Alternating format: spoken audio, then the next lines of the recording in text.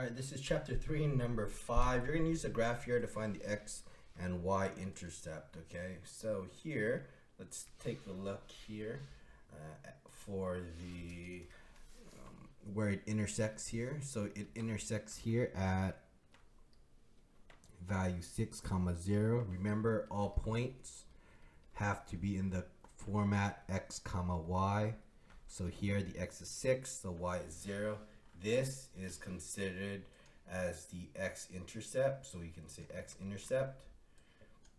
Here is the value of 6, 0.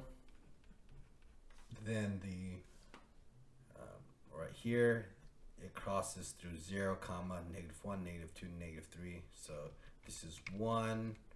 This is 0, -3. And this is considered to be the y-intercept because that is where it crosses through the y-axis. Okay, so the y-intercept here, it is 0, -3. So there you go. That is how you find the x and y intercepts. Okay, just locate it on the graph. All right, let's look at B here.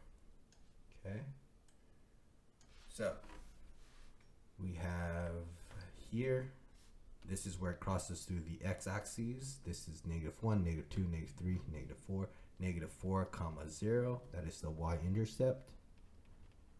And then this is 1, 2, 3, 4. So this is 0, 4, and that is the y-intercept. All right. Let's look at C here. And this is the x-intercept here at -1, 0.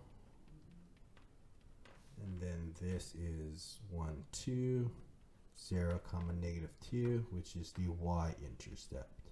All right, so these were fairly easy. We were able just to visually take a look at and find the x-intercepts and the y-intercepts and making sure we write them as points because the intercepts and y-intercepts are actually point locations on the graph.